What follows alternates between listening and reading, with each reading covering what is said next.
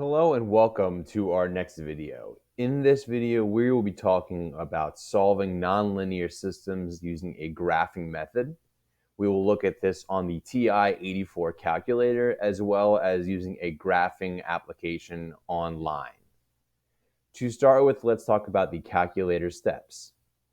So as you can see on screen right now, there are about 8 steps which you would repeat to find a second intersection point if there is one. Now, first step is something you would do on paper depending on the problem you were doing. It may or may not be necessary all the time.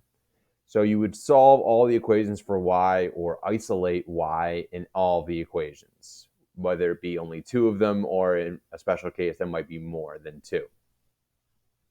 You would then find the y equals menu on your calculator, putting all the equations in that menu that you need. And then you can use the zoom feature to set up how you would see your screen. I recommend using the zoom standard feature, but it kind of depends on your preference. You can also just hit graph to start by looking at it in its default form. It is a good idea to trace along the cursor toward close to the intersection point so you're kind of near where it is. And then you can use the intersect feature by hitting second, trace, and then 5. Move your cursor to the closest to the intersection point you want to find. Press enter 3 times, and that will give you the coordinate that will be the first answer. And you would round it depending on the answer you get. And if there's more than one intersection point, you would complete this process again, starting at step number 4. Now, if we look at our problems, we're going to start with, in examples 1 through 3, we're trying to get y by itself in each equation. In looking at number 1, we can see that y equals is already done for the first equation, but for the second equation, it's not. So I would have to subtract x from both sides, and that would give me y equals 4 minus x. And then I would have 2 equations there that I could use to graph on my calculator. I would graph this equation up here and then this one in the y equals menu. In number 2, we have y is equal to x squared, so that is done. But now we have 3x is equal to y minus 2. This requires one step of getting rid of this negative 2 so the y can be by itself. I would add 2 to both sides in this particular case, giving me an equation of 3x plus 2 is equal to y. And lastly, in number 3, we have one equation as an exponential, y equals 2 to the power of x. And then we have an equation x minus 2y equals negative 6. The y is not by itself for sure. In fact, we need to do 2 different steps. So first, I would have to subtract x from both sides, and that would leave me with negative 2y being equal to negative 6 minus x. And then I would have to divide by this negative 2 right next to my y. So I would divide this side by negative 2 and divide this side by negative 2. And that side on the right would simplify out so that I would end up with a y equal to negative 6 over negative 2 would be a 3, and negative x divided by negative 2 would end up as x over 2. And that means that I can look at all of these problems. In number 1, I have a y equals equation and a y equals equation. And that is the same thing for number 2 and now number 3 as well. Now we can go to our calculator to try and show an example, at least of number 1, where we're finding the intersection points.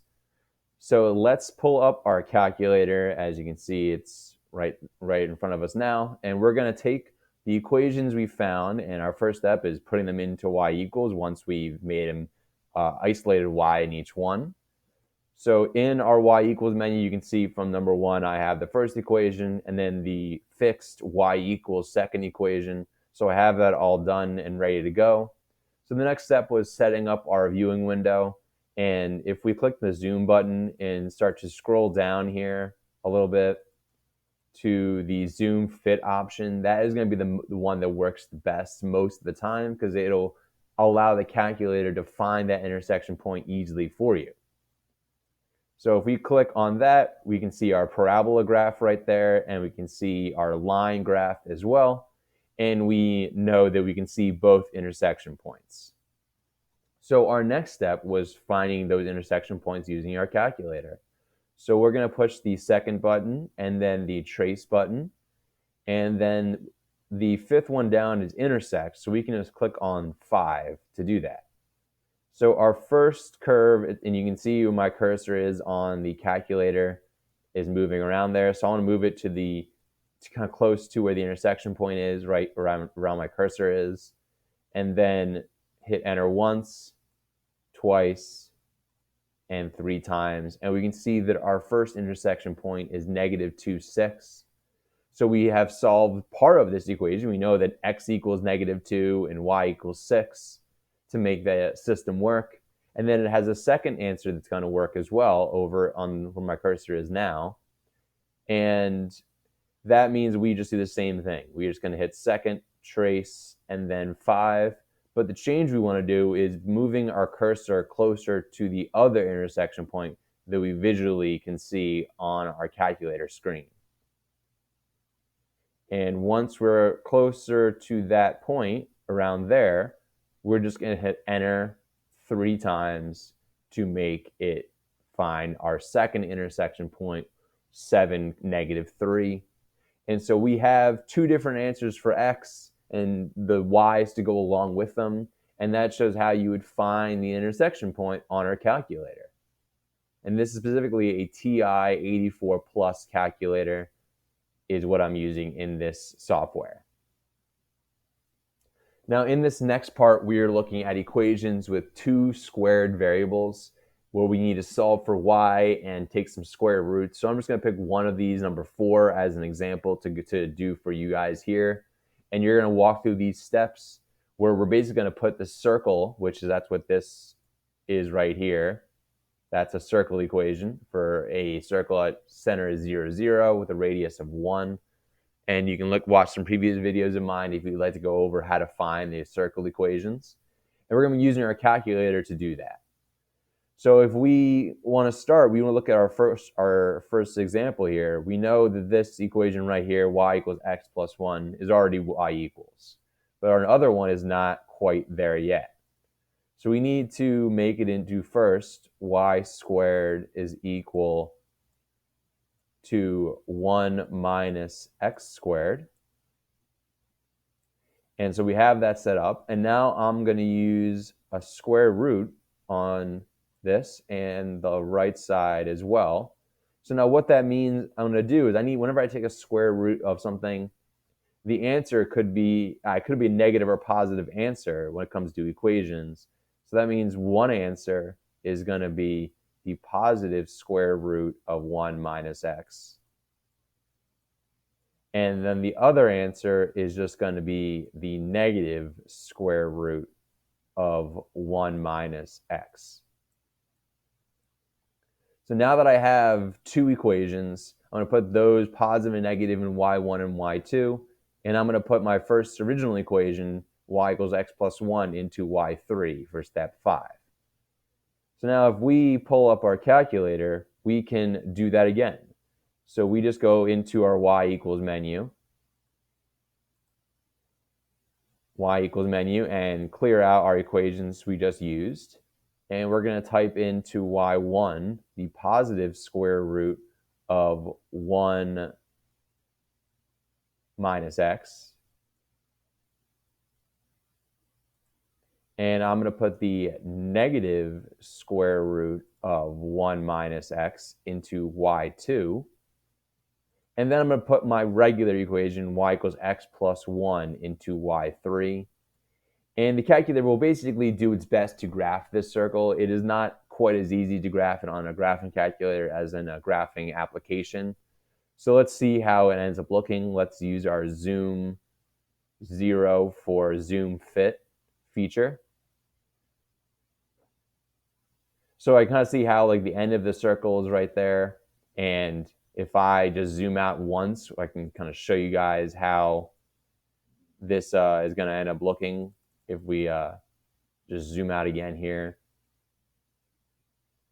You kind of see how that kind of goes off from there, and you kind of use it still as a way to do this. So let's zoom back in again and find our intersection point. We would do the same way as we would normally. So we can just do second trace 5 and enter 3 times.